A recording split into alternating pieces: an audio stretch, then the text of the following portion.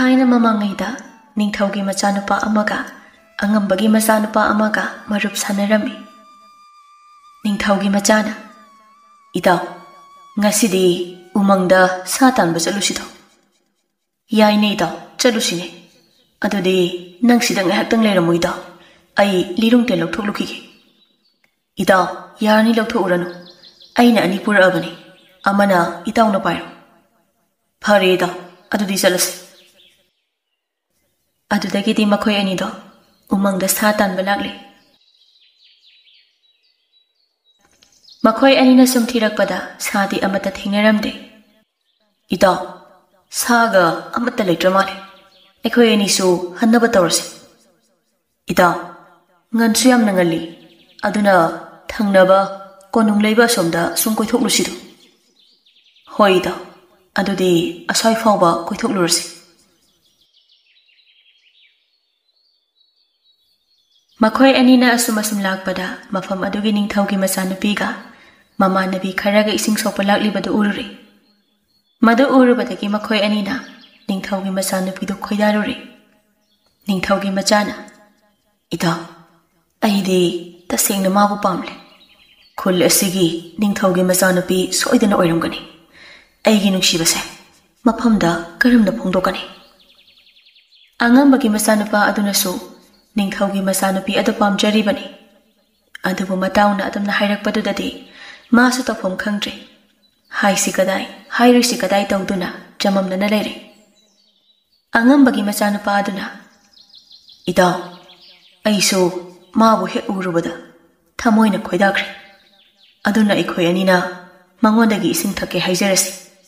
Maduda mana hana ising pithakpa miduna mangonda nungsi phongdoklasi. Pharini itaw na haibadu mo pangthoklasi. Adudi makoy ni ising sokpa halakpa ngairasi. Asum tawna makoy anina ningthawgi machanupi na ising sokpa chakhibado halakpa ngaiduna leire. Makoy na halakpaga ningthawgi machanupaga angambagi machanupaga na makoydagi ising thakjage haina haijare. Adudagi ningthawgi machanupi leimana makoy anida yenglaga ibong anibo karambana hana ising si pithakani. Laimagi waduda ningthawgi machanupa poireina khumle. Ibema na hana pithakningba amada hekta pithakpiyo. Ibema na hana pithakpa miduna ibema da wafam amasu phongdoksagadawribani. Mani ibema itawna hairibasi asengbani. Ibema na hana pithakningbada isingdo pithakpiro. Ningthawgi machanupi leimado ngaihaktangdi khanjanaduna leirambi. Poireida amuk khagembada amuk yengduna leiri. Adudagidi leimana sanabundu thangatuna poireida isingdo hana pithakle. Poireidi leimana mangoda hana pitharakpa aduda yamna haraure. Aduga khagembadi mapukningda warauba nungaitabana magi marupu yeknaba amagumna khankre. Adudagidi poireina ningthawgi machanupida nungsi haiduna phongdokle. Aduga magi amadi matawgi mingleifamsu loina haire. Adudi ibema nangnasu yarabanina ai ima hoida hairake.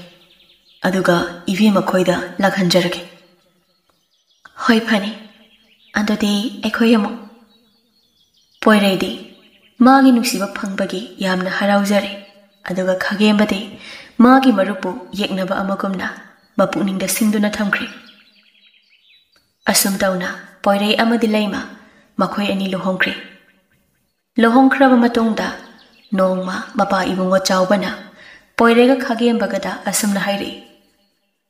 Poirei khagemba nakoy animak aigi isa ngaptani. Nakoy anina leipaksi amuk ngakhawgadawribani. Aduna nakoy ani ngasidagi makhal kayagi mahi tamba chatlagadawani. Poirega khagembagana su yaraduna mahi tamba chatnaba tharang tawre. Poirei magi nupi leimagi nakta changlaktuna ibema nang ningthina leiram ai idawga ihei tamba chatlukige. Ihei kaya ama heiraga halaklake. Aduga ikhoy ani amu harauna punna leiminarasi. Matam kharadi ikhoy ani lapnaba tare. Leima mapurebana thawai wana tamna hairakpa duda ꯃꯄꯨꯔꯣꯏꯕꯕꯨ ꯊꯦꯝꯖꯤꯟꯕꯤꯔꯛꯏ꯫ ꯃꯆꯥ ꯏꯕꯨꯡꯉꯣꯅ ꯑꯗꯨꯝꯅ ꯊꯋꯥꯏ ꯁꯣꯟꯊꯔꯕꯗꯤ ꯅꯅꯥꯎꯗꯤ ꯀꯔꯝꯅ ꯅꯥꯏꯇꯣꯝ ꯂꯩꯍꯧꯒꯅꯤ? ꯏꯕꯨꯡꯉꯣꯒꯤ ꯃꯍꯩꯗꯣ ꯃꯇꯤꯛ ꯆꯥꯅ ꯍꯩꯗꯨꯅ ꯑꯩꯒꯤ ꯅꯥꯛꯇ ꯇꯦꯛꯇ ꯀꯥꯏꯗꯅ ꯂꯥꯛꯄꯤꯌꯨ꯫ ꯑꯗꯨꯗꯤ ꯏꯕꯦꯝꯃ ꯑꯩ ꯑꯃꯨꯛ ꯆꯠꯂꯨꯈꯤꯒꯦ꯫ ꯑꯁꯨꯝ ꯇꯧꯅ ꯄꯣꯏꯔꯩ ꯑꯃꯗꯤ ꯈꯥꯒꯦꯝꯕ ꯑꯗꯣ ꯃꯍꯩ ꯇꯝꯕ ꯆꯠꯈ꯭ꯔꯦ꯫ ꯄꯣꯏꯔꯩꯗꯤ ꯃꯥꯒꯤ ꯃꯔꯨꯞꯄꯨ ꯉꯁꯤꯁꯨ ꯁꯤꯡꯅꯕ ꯇꯣꯛꯇ꯭ꯔꯤ꯫ ꯃꯄꯥꯟ ꯊꯣꯡꯗ ꯃꯔꯨꯞ ꯑꯣꯏꯖꯔꯕꯁꯨ ꯊꯃꯣꯏꯅꯨꯡꯗꯗꯤ ꯌꯦꯛꯅꯕ ꯑꯃꯒꯨꯝꯅ ꯈꯜꯂꯤꯕꯅꯤ꯫ ꯃꯈꯣꯏ ꯑꯅꯤꯅ ꯃꯈꯜ ꯀꯌꯥꯒꯤ ꯃꯍꯩ ꯃꯁꯤꯡ ꯇꯝꯂꯛꯄꯅ ꯃꯃꯩꯊꯪꯗ ꯅꯤꯡꯊꯧꯒꯤ ꯃꯆꯥꯅꯨꯄꯥ ꯄꯣꯏꯔꯩꯅ ꯁꯅꯥꯒꯤ ꯇꯦꯅꯋꯥ ꯑꯣꯟꯕ ꯉꯝꯂꯦ, ꯑꯗꯨꯒ ꯑꯉꯝꯕꯒꯤ ꯃꯆꯥꯅꯨꯄꯥ ꯈꯥꯒꯦꯝꯕꯅ ꯁꯅꯥꯒꯤ ꯁꯖꯤ ꯑꯣꯟꯕ ꯉꯝꯂꯦ꯫ ꯃꯇꯝ ꯑꯁꯤꯗ ꯃꯈꯣꯏ ꯑꯅꯤꯅ ꯍꯥꯏꯅꯔꯦ, ꯏꯇꯥꯎ, ꯑꯩꯈꯣꯏ ꯑꯅꯤ ꯏꯍꯩ ꯏꯁꯤꯡꯁꯨ ꯇꯝꯕ ꯌꯥꯕ ꯇꯝꯂꯛꯂꯦ, ꯌꯨꯝ ꯊꯥꯗꯣꯛꯇꯨꯅ ꯂꯥꯛꯄꯁꯨ ꯐꯅ ꯀꯨꯏꯔꯛꯂꯦ, ꯑꯗꯨꯅ ꯑꯩꯈꯣꯏ ꯌꯨꯝꯂꯣꯝꯗ ꯑꯣꯏꯅ ꯍꯟꯅꯕ ꯇꯧꯔꯁꯤ꯫ ꯏꯇꯥꯎ ꯄꯣꯏꯔꯩ, ꯑꯩꯗꯤ ꯃꯍꯩ ꯈꯔꯒꯤ ꯍꯦꯟꯅ ꯇꯝꯅꯤꯡꯂꯤꯕꯅꯤ, ꯑꯗꯨꯕꯨ ꯏꯇꯥꯎꯅ ꯌꯨꯝꯗ ꯍꯜꯂꯁꯤ ꯍꯥꯏꯔꯕꯅꯤꯅ ꯍꯜꯂꯁꯤ꯫ ꯏꯇꯥꯎ ꯈꯥꯒꯦꯝꯕ, ꯌꯨꯝ ꯊꯥꯗꯣꯔꯛꯄꯁꯨ ꯀꯨꯏꯔꯕꯅꯤꯅ ꯌꯨꯝꯗ ꯑꯃꯨꯛꯇ ꯍꯜꯂꯨꯈꯤꯁꯤ, ꯑꯗꯨꯒ ꯑꯃꯨꯛ ꯂꯥꯛꯂꯒ ꯃꯈꯥ ꯇꯥꯕ ꯃꯍꯩ ꯀꯌꯥ ꯑꯃꯁꯨ ꯇꯝꯈꯤꯁꯤ꯫ ꯑꯁꯤ ꯍꯥꯏꯅꯗꯨꯅ ꯃꯈꯣꯏ ꯑꯅꯤ ꯌꯨꯝꯂꯣꯝꯗ ꯍꯜꯂꯛꯂꯦ꯫ ꯃꯈꯣꯏ ꯑꯅꯤꯅ ꯑꯁꯨꯝ ꯂꯥꯛꯄꯅ ꯎꯃꯪ ꯑꯃꯁꯨ ꯐꯥꯎꯗꯨꯅ ꯂꯥꯛꯂꯦ꯫ ꯎꯃꯪ ꯑꯁꯤ ꯍꯦꯛ ꯂꯣꯏꯕꯒꯗꯤ ꯃꯈꯣꯏꯒꯤ ꯃꯌꯨꯝ ꯑꯗꯨ ꯌꯧꯒꯗꯧꯔꯤꯕꯅꯤ꯫ ꯃꯌꯨꯝ ꯌꯧꯒꯗꯕ ꯈꯖꯤꯛꯇ ꯉꯥꯏꯔꯛꯂꯕ ꯀꯥꯟꯗ ꯑꯉꯝꯕꯒꯤ ꯃꯆꯥꯅꯨꯄꯥ ꯈꯥꯒꯦꯝꯕꯅ ꯑꯁꯨꯝꯅ ꯍꯥꯏꯔꯛꯂꯦ, ꯏꯇꯥꯎ ꯏꯕꯨꯡꯉꯣ, ꯌꯨꯝ ꯌꯧꯒꯗꯕꯁꯨ ꯈꯖꯤꯛꯇ ꯉꯥꯏꯔꯛꯂꯦ, ꯑꯗꯨꯅ ꯑꯩꯈꯣꯏ ꯑꯅꯤꯅ ꯍꯩꯔꯛꯂꯤꯕ ꯏꯍꯩꯁꯤꯡ ꯑꯁꯤ ꯑꯃꯨꯛꯇ ꯆꯥꯡꯌꯦꯡꯁꯤꯗꯣ꯫ ꯌꯥꯏꯅꯦ ꯏꯇꯥꯎ ꯈꯥꯒꯦꯝꯕ, ꯑꯩꯁꯨ ꯏꯇꯥꯎꯅ ꯁꯅꯥꯒꯤ ꯁꯖꯤ ꯑꯣꯟꯕꯗꯣ ꯌꯦꯡꯅꯤꯡꯂꯤꯕꯅꯤ꯫ ꯐꯔꯦꯅꯦ ꯏꯇꯥꯎ ꯄꯣꯏꯔꯩ, ꯑꯗꯨꯗꯤ ꯏꯇꯥꯎꯅ ꯍꯥꯟꯅ ꯆꯥꯡꯌꯦꯡꯁꯤ ꯍꯧꯕꯤꯔꯣꯅꯦ, ꯑꯩꯅ ꯏꯇꯥꯎ ꯍꯦꯛ ꯂꯣꯏꯕꯒ ꯆꯥꯡꯌꯦꯡ ꯇꯧꯖꯔꯒꯦ꯫ ꯄꯣꯏꯔꯩꯗꯤ ꯃꯥꯒꯤ ꯃꯇꯥꯎꯅ ꯈꯜꯂꯤꯕ ꯋꯥꯈꯜꯗꯣ ꯀꯔꯤꯁꯨ ꯈꯪꯕ ꯅꯠꯇꯦ꯫ ꯏꯆꯝ ꯆꯝꯅ ꯃꯥꯒꯤ ꯃꯔꯨꯞ ꯑꯃꯒꯨꯝꯅ ꯅꯠꯇꯅ ꯀꯔꯤꯁꯨ ꯐꯠꯇꯕ ꯈꯟꯕ ꯂꯩꯇꯦ꯫ ꯑꯗꯨꯕꯨ ꯈꯥꯒꯦꯝꯕꯗꯤ ꯃꯇꯥꯎꯕꯨ ꯌꯦꯛꯅꯕꯒꯨꯝꯅ ꯐꯠꯇ ꯂꯧꯁꯤꯡ ꯁꯤꯖꯤꯟꯅꯗꯨꯅ ꯑꯋꯥꯕ ꯇꯥꯅꯕ ꯁꯤꯜꯂꯤꯕꯅꯤ꯫ ꯄꯣꯏꯔꯩꯅ ꯃꯇꯥꯎꯗ ꯌꯦꯡꯂꯒ, ꯏꯇꯥꯎ, ꯑꯗꯨꯗꯤ ꯑꯩ ꯁꯅꯥꯒꯤ ꯇꯦꯅꯋꯥ ꯑꯣꯜꯂꯒꯦ꯫ ꯑꯗꯨꯗꯒꯤꯗꯤ ꯅꯤꯡꯊꯧꯒꯤ ꯃꯆꯥꯅꯨꯄꯥ ꯑꯁꯤꯅ ꯃꯥꯒꯤ ꯍꯛꯆꯥꯡ ꯄꯣꯂꯥꯡꯗꯨ ꯊꯅꯝꯂꯒ ꯁꯅꯥꯒꯤ ꯇꯦꯅꯋꯥ ꯑꯣꯟꯗꯨꯅ ꯄꯥꯏꯈ꯭ꯔꯒ ꯎꯁꯥ ꯑꯃꯗ ꯇꯣꯡꯗꯨꯅ ꯂꯩꯈ꯭ꯔꯦ꯫ ꯃꯇꯝ ꯑꯁꯤꯗ ꯑꯉꯝꯕꯒꯤ ꯃꯆꯥꯅꯨꯄꯥ ꯑꯁꯤꯁꯨ ꯃꯥꯒꯤ ꯍꯛꯆꯥꯡ ꯄꯣꯂꯥꯡꯗꯨ ꯊꯅꯝꯂꯒ ꯁꯅꯥꯒꯤ ꯁꯖꯤ ꯑꯣꯟꯗꯨꯅ ꯉꯥꯏꯍꯥꯛ ꯆꯣꯡ ꯐꯟꯗꯨꯅ ꯁꯥꯟꯅꯔꯝꯂꯒ ꯃꯇꯥꯎ ꯄꯣꯏꯔꯩꯒꯤ ꯍꯛꯆꯥꯡ ꯄꯣꯂꯥꯡ ꯑꯗꯨꯗ ꯆꯪꯈ꯭ꯔꯦ꯫ ꯊꯧꯗꯣꯛ ꯑꯁꯤ ꯎꯕꯗ ꯁꯅꯥꯒꯤ ꯇꯦꯅꯋꯥ ꯑꯣꯟꯈ꯭ꯔꯕ ꯄꯣꯏꯔꯩꯅ ꯃꯄꯨꯛꯅꯤꯡꯗ ꯈꯜꯂꯤ, ꯀꯩꯒꯤꯅꯣ ꯏꯇꯥꯎꯅ ꯑꯩꯒꯤ ꯍꯛꯆꯥꯡ ꯄꯣꯂꯥꯡꯗ ꯆꯪꯈ꯭ꯔꯤꯕꯁꯤꯅ? ꯑꯣ, ꯃꯥꯒꯤꯁꯦ ꯁꯨꯝ ꯁꯥꯟꯅꯔꯤꯕ ꯑꯣꯏꯔꯤꯅꯤꯗ꯫ ꯑꯁꯤ ꯈꯜꯂꯗꯨꯅ ꯑꯁꯨꯝꯅ ꯑꯃꯨꯛ ꯍꯥꯏꯔꯛꯂꯝꯃꯤ, ꯑꯣ ꯏꯇꯥꯎ, ꯑꯩ ꯑꯍꯥꯡꯕ ꯑꯇꯤꯌꯥꯁꯤꯗ ꯋꯥꯡꯅ ꯄꯥꯏꯒꯦ ꯌꯦꯡꯉꯣ, ꯏꯇꯥꯎꯁꯨ ꯁꯅꯥꯒꯤ ꯁꯖꯤ ꯑꯣꯜꯂꯒ ꯇꯥꯟꯅꯔꯛꯑꯣ꯫ ꯑꯁꯤ ꯍꯥꯏꯔꯝꯂꯒ ꯁꯅꯥꯒꯤ ꯇꯦꯅꯋꯥ ꯑꯗꯨꯗꯤ ꯋꯥꯡꯅ ꯄꯥꯏꯗꯨꯅ ꯆꯠꯈ꯭ꯔꯦ, ꯑꯗꯨꯒ ꯈꯥꯒꯦꯝꯕꯗꯨꯗꯤ ꯃꯥꯒꯤ ꯃꯇꯥꯎꯒꯤ ꯍꯛꯆꯥꯡ ꯄꯣꯂꯥꯡꯗ ꯆꯪꯈ꯭ꯔꯦ, ꯑꯗꯨꯒ ꯃꯍꯥꯛꯀꯤ ꯍꯛꯆꯥꯡ ꯄꯣꯂꯥꯡ ꯑꯗꯨꯅ ꯃꯩ ꯊꯥꯗꯣꯛꯂꯝꯂꯒ ꯅꯤꯡꯊꯧꯒꯤ ꯃꯆꯥ ꯁꯥꯗꯨꯅ ꯆꯠꯈ꯭ꯔꯦ꯫ ꯃꯗꯨ ꯎꯕꯗ ꯁꯅꯥꯒꯤ ꯇꯦꯅꯋꯥ ꯑꯁꯤꯅ ꯃꯃꯤꯠꯇ ꯃꯄꯤ ꯇꯥꯔꯗꯨꯅ ꯍꯥꯏꯔꯛꯏ, ꯑꯣꯟꯊꯣꯛꯄꯅꯤꯗ ꯏꯇꯥꯎ, ꯅꯪ ꯑꯁꯦ ꯑꯣꯟꯊꯣꯛꯅꯁꯨ ꯅꯄꯨꯛ ꯐꯠꯂꯝꯈꯤꯗ꯭ꯔꯦꯗ꯫ ꯅꯪꯅ ꯑꯩꯒꯤ ꯍꯛꯆꯥꯡ ꯄꯣꯂꯥꯡꯗ ꯆꯪꯈ꯭ꯔꯒ ꯑꯩꯅ ꯅꯪꯒꯤ ꯍꯛꯆꯥꯡ ꯄꯣꯂꯥꯡꯗ ꯆꯪꯂꯛꯀꯅꯤ ꯍꯥꯏꯗꯨꯅ ꯅꯪꯅ ꯅꯪꯒꯤ ꯍꯛꯆꯥꯡ ꯄꯣꯂꯥꯡ ꯑꯁꯤ ꯃꯩ ꯊꯥꯗꯣꯛꯂꯤꯕꯅꯤꯅꯦ꯫ ꯐꯔꯦ ꯏꯇꯥꯎ, ꯅꯪ ꯅꯨꯡꯉꯥꯏꯅ ꯄꯥꯜꯂꯨꯀꯣ, ꯑꯩꯅꯗꯤ ꯏꯇꯥꯎꯕꯨ ꯑꯁꯦꯡꯕ ꯃꯔꯨꯞꯅꯤ ꯈꯜꯂꯨꯕꯅꯤ, ꯑꯗꯨꯕꯨ ꯅꯪꯗꯤ ꯁꯥꯁꯤꯟꯅꯕ ꯃꯔꯨꯞ ꯑꯣꯏꯔꯝꯂꯦ꯫ ꯏꯇꯥꯎ, ꯅꯪ ꯅꯨꯡꯉꯥꯏꯅ ꯄꯥꯜꯂꯨꯀꯣ꯫ ꯑꯉꯝꯕꯒꯤ ꯃꯆꯥ ꯑꯁꯤꯅ ꯅꯤꯡꯊꯧꯒꯤ ꯃꯆꯥ ꯁꯥꯗꯨꯅ ꯀꯣꯅꯨꯡꯂꯣꯝꯗ ꯂꯥꯛꯂꯦ꯫ ꯅꯨꯃꯤꯠꯇꯨꯒꯤ ꯅꯨꯃꯤꯗꯥꯡꯗꯅꯤ ꯈꯥꯒꯦꯝꯕ ꯋꯥꯈꯜ ꯃꯑꯣꯟ ꯈꯜꯂꯝꯃꯤ, ꯑꯗꯨꯗꯤ ꯑꯩ ꯍꯧꯖꯤꯛ ꯀꯩꯗꯧꯒꯅꯤ? ꯊꯧꯗꯣꯛ ꯑꯁꯤ ꯀꯅꯥꯗꯁꯨ ꯈꯪꯍꯟꯕ ꯌꯥꯕ ꯅꯠꯇꯦ, ꯑꯗꯨꯗꯤ ꯇꯦꯅꯋꯥ ꯍꯥꯏꯕ ꯎꯆꯦꯛꯈꯩꯁꯤ ꯂꯣꯏꯅ ꯍꯥꯠꯂꯒꯦ, ꯑꯗꯨ ꯑꯣꯏꯔꯕꯗꯤ ꯊꯧꯗꯣꯛ ꯑꯁꯦ ꯀꯅꯥꯅꯁꯨ ꯈꯪꯂꯔꯣꯏ꯫ ꯅꯤꯡꯊꯧ ꯆꯥꯎꯕꯁꯨ ꯑꯍꯜ ꯑꯣꯏꯁꯤꯜꯂꯛꯄꯅ ꯃꯆꯥꯗ ꯅꯤꯡꯊꯧ ꯈꯨꯕꯝ ꯑꯁꯤ ꯁꯤꯟꯅꯔꯦ꯫ Khagembana ningthau hek oikhibadagidi leibak asida leiba tenawa haiba usek asi loina hatpa haurakle. Aduga khunjasingdasu tenawa ama hatpada sanasan amam pigani haiduna lauthokle. Khunjasingnasu sana pambadagi tenawa usekpu thiduna hatpa haurakle. Angambagi matrana chatharakliba thawongsing asi sanagi tenawa asinasu khangle. Aduna mahak athap mafam amada paiduna lotlaga laikre.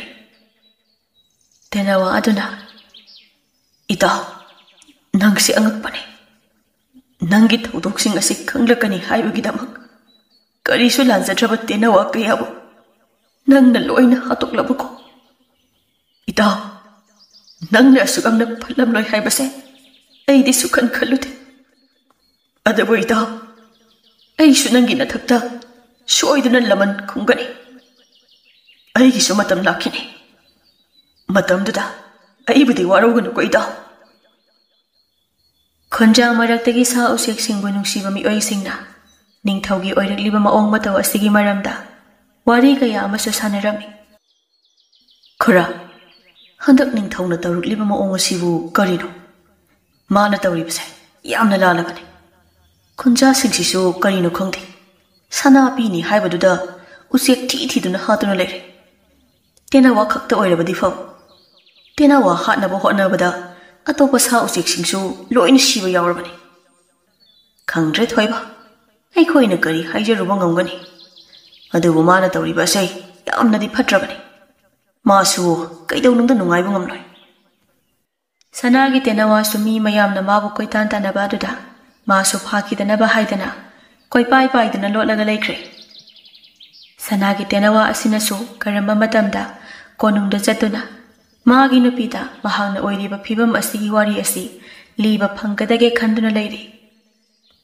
Mahangna konungi manakta leiba mongsong amada angambagi masa asina khangloidaba mafam yengduna lotlaga leiri.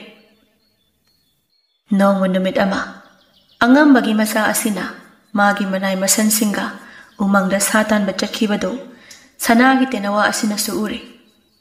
Adudagi sanagi tenawa asina konungda paisilakpa matamdadi magi nupi asina konungi mangolda phanik londuna leiba adu uri. Adudagi di tenawa asina paitharaklaga nupi asigi maphai ganda tonglaga mamitagi mapi matum taduna kaplami.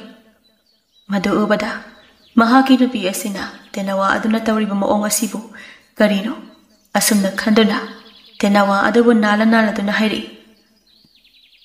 Ha tenawa nangna egi tampakta tonglaga nathwai yamna nungaitana kaplibabu kari ningba thungdaba leibage hayudo. Maduda sanagi tenawana khumlei.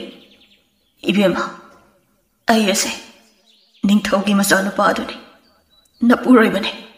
Aina sanagi tenawa onduna leiriba asigi maram aina honda haike nang munna tawko. Asumna haiduna sanagi tenawa aduna thokriba thodok khudingmaki wari sing adu loina liri. Tenawa ki wari tabada magi nupi adu sukaple. Adudagi sanagi tenawa asina amu hairi.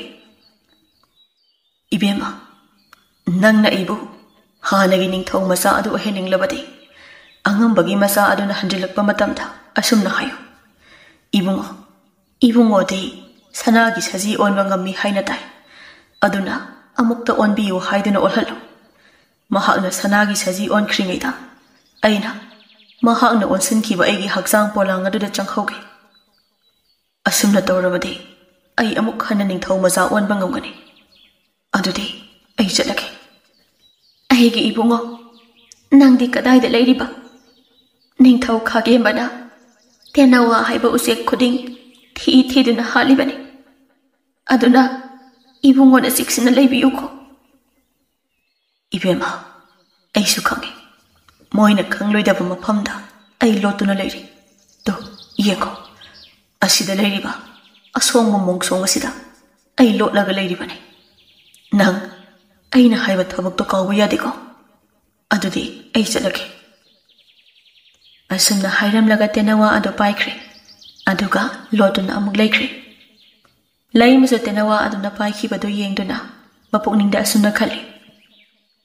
Aina nahan makai magi lizat sajat asi ꯍꯥꯟꯅꯒ ꯏꯃꯥꯟ ꯃꯥꯟꯅꯗꯦ꯫ ꯀꯔꯤ ꯇꯧꯔꯕꯅꯣ ꯍꯥꯏꯅ ꯈꯟꯕꯗꯤ ꯃꯍꯥꯛꯇꯤ ꯑꯉꯝꯕꯒꯤ ꯃꯆꯥ ꯑꯣꯏꯔꯦ꯫ ꯑꯁꯨꯝꯅ ꯈꯟꯗꯨꯅ ꯅꯨꯄꯤ ꯑꯁꯤꯅ ꯑꯉꯝꯕꯒꯤ ꯃꯆꯥ ꯑꯗꯨ ꯂꯥꯛꯄ ꯉꯥꯏꯗꯨꯅ ꯂꯩꯈ꯭ꯔꯦ꯫ ꯉꯥꯏꯍꯥꯛ ꯂꯩꯔꯒ ꯅꯤꯡꯊꯧ ꯈꯥꯒꯦꯝꯕꯗꯨ ꯂꯥꯛꯂꯤ꯫ ꯑꯗꯨꯗꯒꯤ ꯃꯥꯒꯤ ꯅꯨꯄꯤ ꯂꯩꯃꯅ ꯑꯁꯨꯝꯅ ꯍꯥꯏꯔꯤ, "ꯏꯕꯨꯡꯉꯣ, ꯅꯅꯥꯎ ꯉꯁꯤꯗꯤ ꯋꯥꯐꯝ ꯑꯃꯠꯇ ꯍꯥꯏꯖꯒꯦꯗꯣ."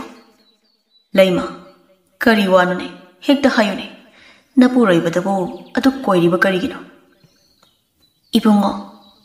"ꯏꯕꯨꯡꯉꯣꯗꯤ ꯁꯅꯥꯒꯤ ꯁꯖꯤ ꯑꯣꯟꯕ ꯉꯝꯃꯤ ꯍꯥꯏꯅ ꯇꯥꯏ꯫ ꯑꯩꯗꯤ ꯁꯅꯥꯒꯤ ꯁꯖꯤꯅ ꯆꯦꯟ ꯆꯣꯡꯕꯗꯣ ꯑꯣꯟꯊꯣꯛꯅ ꯌꯦꯡꯖꯅꯤꯡꯉꯤꯗ." "ꯏꯕꯦꯝꯃ, ꯑꯩꯅ ꯁꯅꯥꯒꯤ ꯁꯖꯤ ꯑꯣꯟꯕ ꯑꯗꯨ ꯌꯦꯡꯅꯤꯡꯉꯦ ꯍꯥꯏꯔꯕꯗꯤ ꯑꯩ ꯑꯣꯟꯒꯦ꯫ ꯅꯪ ꯃꯤ ꯂꯥꯛꯄ ꯑꯗꯨ ꯌꯦꯡꯉꯨꯀꯣ." ꯑꯁꯨꯝꯅ ꯍꯥꯏꯔꯝꯂꯒ ꯃꯍꯥꯛꯅ ꯃꯍꯥꯛꯀꯤ ꯍꯛꯆꯥꯡ ꯄꯣꯂꯥꯡꯗꯨ ꯊꯥꯗꯣꯛꯂꯝꯂꯒ ꯁꯅꯥꯒꯤ ꯁꯖꯤ ꯑꯣꯟꯗꯨꯅ ꯁꯨꯃꯥꯡꯗ ꯆꯦꯟ ꯆꯣꯡꯗꯨꯅ ꯁꯥꯟꯅꯗꯨꯅ ꯂꯩꯈ꯭ꯔꯦ꯫ ꯇꯥꯟꯖꯥ ꯑꯁꯤꯗ ꯁꯅꯥꯒꯤ ꯇꯦꯅꯋꯥ ꯑꯁꯤꯅ ꯄꯥꯏꯊꯔꯛꯇꯨꯅ ꯃꯍꯥꯛꯀꯤ ꯍꯛꯆꯥꯡ ꯄꯣꯂꯥꯡ ꯑꯗꯨꯗ ꯆꯪꯈ꯭ꯔꯦ꯫ ꯅꯤꯡꯊꯧ ꯃꯆꯥ ꯄꯣꯏꯔꯩꯅ ꯍꯔꯥꯎꯅ ꯅꯣꯛꯇꯨꯅ, "ꯏꯇꯥꯎ, ꯉꯁꯤꯗꯤ ꯅꯪꯒꯤ ꯅꯨꯃꯤꯠ ꯁꯨꯔꯦꯗꯣ꯫ ꯑꯗꯨꯛ ꯄꯨꯛꯆꯦꯜ ꯄꯤꯛꯄ ꯅꯪꯗꯤ ꯁꯤꯕꯒꯤ ꯆꯩꯔꯥꯛ ꯄꯤꯕ ꯌꯥꯔꯕꯅꯤ꯫ ꯅꯪꯅ ꯋꯥꯔꯤ ꯑꯁꯤ ꯈꯪꯗꯅꯕ ꯆꯝꯖꯔꯕ ꯎꯆꯦꯛ ꯇꯦꯅꯋꯥ ꯀꯌꯥꯕꯨꯁꯨ ꯃꯤꯅꯨꯡꯁꯤ ꯂꯩꯇꯅ ꯍꯥꯠꯄꯤꯈꯤꯕ꯫ ꯉꯁꯤꯗꯤ ꯅꯪꯒꯤ ꯅꯨꯃꯤꯠ ꯁꯨꯔꯦꯗꯣ."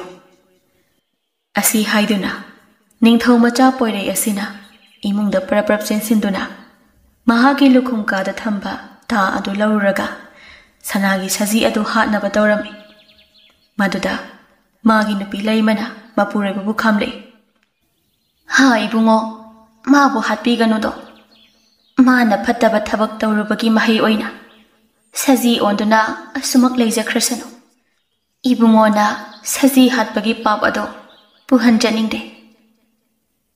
ꯅꯤꯡꯊꯧ ꯄꯣꯏꯔꯩ ꯃꯥꯒꯤ ꯅꯨꯄꯤ ꯂꯩꯃꯅ ꯍꯥꯏꯔꯤꯕ ꯑꯗꯨ ꯆꯨꯝꯃꯤ ꯈꯟꯗꯨꯅ ꯁꯖꯤ ꯑꯗꯨꯕꯨ ꯍꯥꯠꯄꯤꯈꯤꯗ꯭ꯔꯦ꯫ "ꯏꯇꯥꯎ ꯁꯖꯤ, ꯅꯪꯒꯤ ꯊꯋꯥꯏ ꯐꯥꯎꯕꯗꯤ ꯀꯟꯕꯤꯔꯒꯦ꯫ ꯑꯗꯨꯕꯨ ꯅꯪꯗꯤ ꯃꯤꯌꯥꯝ ꯃꯔꯛꯇ ꯂꯩꯕ ꯌꯥꯔꯔꯣꯏ꯫ ꯆꯠꯂꯣ, ꯑꯥꯗꯒꯤ ꯎꯃꯪ ꯑꯁꯤꯗ ꯂꯩꯖꯧꯔꯣ." ꯁꯅꯥꯒꯤ ꯁꯖꯤ ꯑꯗꯨꯁꯨ ꯃꯁꯥꯅ ꯇꯧꯖꯔꯨꯕ ꯃꯔꯥꯜ ꯑꯗꯨ ꯌꯥꯖꯗꯨꯅ ꯎꯃꯪꯗ ꯆꯠꯇꯨꯅ ꯃꯥꯒꯤ ꯄꯨꯟꯁꯤ ꯑꯗꯣ ꯁꯖꯤ ꯑꯣꯟꯗꯨꯅ ꯑꯗꯨꯃꯛ ꯂꯩꯈ꯭ꯔꯦ꯫ ꯑꯁꯨꯝꯅ ꯇꯧꯗꯨꯅ ꯅꯤꯡꯊꯧꯒꯤ ꯃꯆꯥ ꯑꯁꯤꯅ ꯃꯇꯝ ꯈꯔ ꯀꯥꯏꯅꯔꯨꯔꯕ ꯃꯥꯒꯤ ꯅꯨꯄꯤꯒ ꯑꯃꯨꯛ ꯍꯟꯖꯤꯟꯅꯗꯨꯅ ꯅꯨꯡꯉꯥꯏꯅ ꯄꯥꯟꯈꯤ꯫ ꯇꯤꯟꯅꯕ ꯃꯔꯨꯞꯄꯨ ꯃꯥꯡꯅꯕ ꯁꯤꯟꯕ ꯃꯕꯨꯛ ꯐꯠꯇꯕ ꯑꯉꯝꯕꯒꯤ ꯃꯆꯥ ꯑꯗꯨꯅ ꯃꯤꯕꯨ ꯃꯥꯡꯁꯅꯨ ꯍꯥꯏꯅ ꯅꯤꯡꯂꯨꯕꯒꯤ ꯃꯍꯩꯗꯤ ꯃꯁꯥꯗꯨꯝ ꯃꯥꯡꯗꯨꯅ ꯇꯣꯛꯈꯤ꯫